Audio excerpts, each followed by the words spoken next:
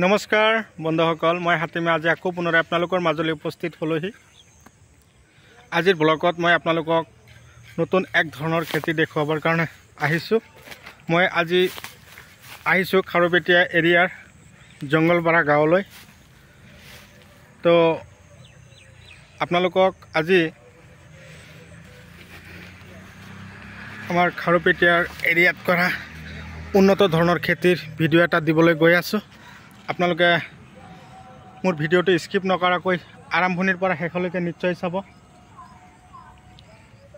ইয়াত অলৰেডি দুটা খেতি একেলগে কৰিছে খেতিয়কে।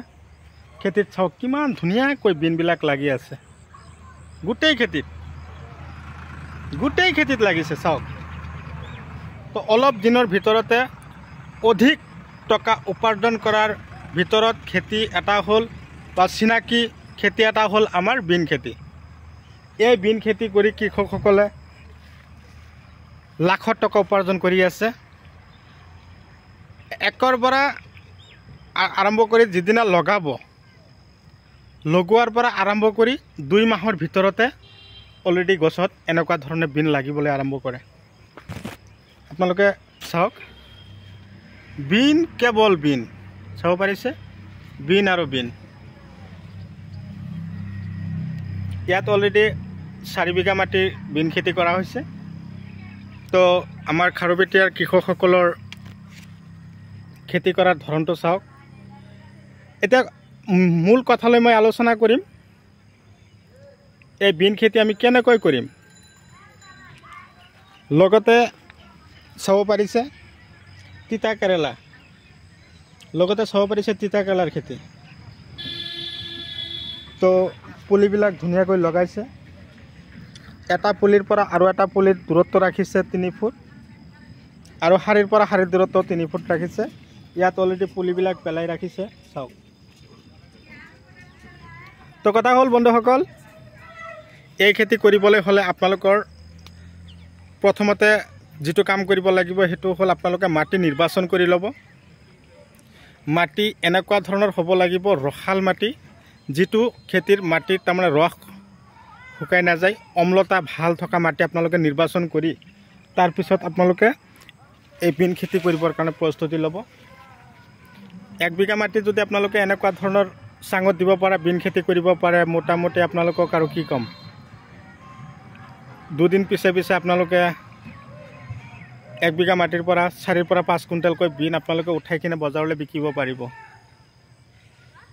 তো এইটো খেতিত কোন ধৰণৰ বিধান লগোৱা হৈছে মই আপোনালোকক কৈ আছোঁ। তাৰ আগতে কৈছোঁ, আপোনালোকে যদি মোৰ চেনেলৰ নতুন ভিউৱাৰ্ছ হিচাপে আছে তেনেহ'লে মোৰ চেনেলটো ছাবস্ক্ৰাইব কৰি দিব, কাষত থকা বেল ঘণ্টিটো লাহেকৈ বজাই দিব, যাতে এনেকুৱা ধৰণৰ উন্নত জৈৱিক, ৰাসায়নিক আৰু বৈজ্ঞানিক পদ্ধতিমতে কৰা খেতিৰ ভিডিঅ' নটিফিকেশ্যন অলৰেডি আপোনালোকৰ হাতত গৈ পায়, আপোনালোকৰ মোবাইলত গৈ পায়।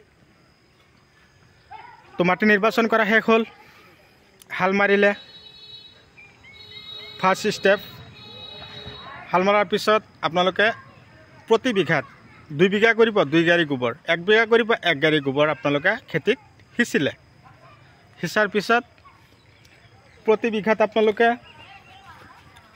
ছুপাৰ ফছফেট দিব 30 পৰা 35 kilo super phosphate, 15 kilo potash, 15 kilo urea, 15 kilo DAP, গোটেই সাৰ একেলগে মিক্স কৰি গোটেই খেতিত আপোনালোকে সিঁচিলে। সিঁচাৰ পিছত ছেকেণ্ড ষ্টেপৰ হাল আৰম্ভ কৰক। হাল মাৰিলে, ময়ালে, ধূলিময় কৰিলে, তাৰপিছত আপোনালোকে উন্নত জাতৰ চাঙত দিব পৰা বিনৰ গুটি আপোনালোকে বজাৰৰ পৰা ক্ৰয় কৰক বা এগ্ৰিকালচাৰ দোকানৰ পৰা লৈ আহক। লক্ষ্য কৰিব, নঠগিব। গুটি কিনোতে কেতিয়াও নঠগিব। আপোনালোকক যিটো খেতি দেখুৱাই আছোঁ, এইটো খেতিত যিটো বিধান লগোৱা হৈছে সেইটোৰ নাম হ'ল বেলি। এই বেলি বিন যিটো আছে বহুত ভাল উন্নত ধৰণৰ বিধান,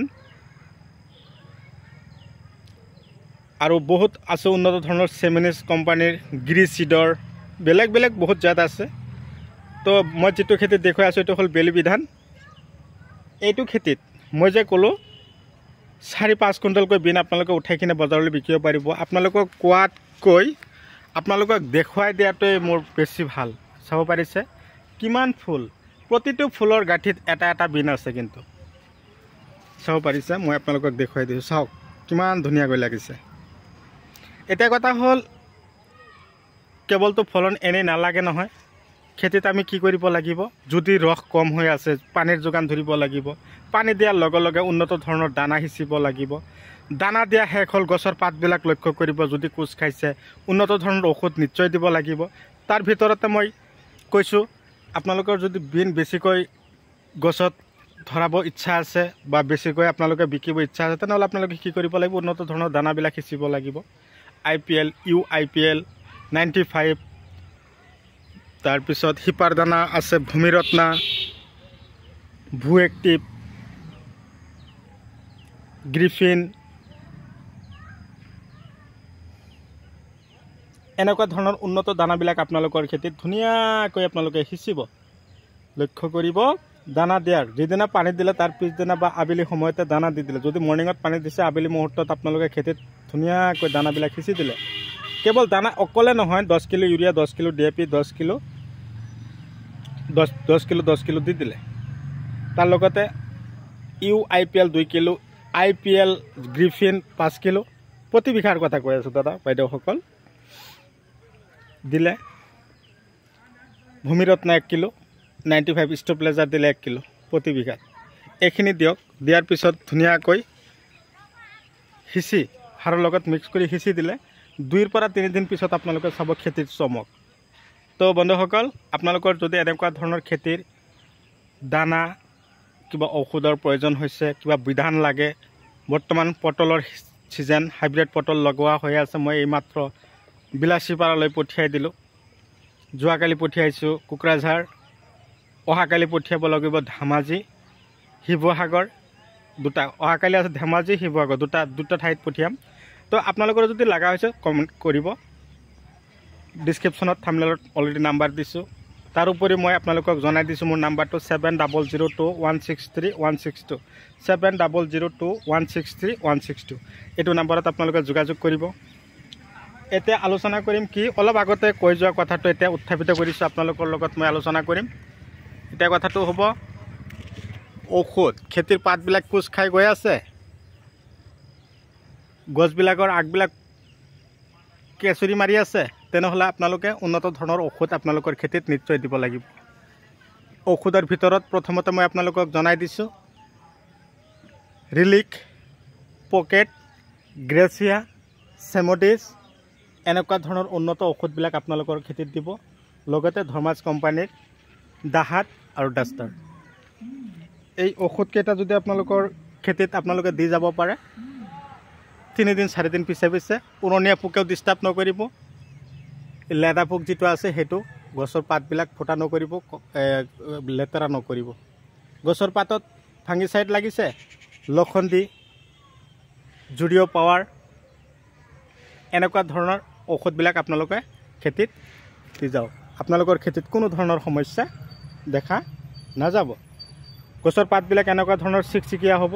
এই অলপ আগতে কৈ দিলোঁ চেমডিছ, চিনজিন্দা কোম্পানীৰ, গ্ৰাচিয়া, গডৰেজ এগ্ৰোভেট কোম্পানীৰ, দাহাত, ধৰ্মাছ কোম্পানী, এনেকুৱা ধৰণৰ উন্নত কোম্পানীৰ ঔষধবিলাক যদি আপোনালোকৰ খেতিত দিব পাৰে, তো আৰু কি ক'ম, আপোনালোকেও ভাল টকা উপাৰ্জন কৰিব পাৰিব। তো বন্ধুসকল, ভিডিঅ' চাই কেনে পালে কমেণ্ট কৰি জনাব। যিমান পাৰে মোৰ ভিডিঅ'টো আপোনালোকে শ্বেয়াৰ কৰিব। আপোনালোকৰ এটা এটা শ্বেয়াৰৰ কাৰণে চাওক আমাৰ দাদা বাইদেউসকলেও এনেকুৱা ধৰণৰ উন্নত খেতি কৰিবৰ কাৰণে আগ্ৰহী, মনোযোগী হ'ব। তো আৰু মই বিশেষ আলোচনা নকৰোঁ, যিকেইটা কথা কৈছোঁ আপোনালোকে মোৰ কথাকেইটা গুৰুত্ব সহকাৰে শুনিব।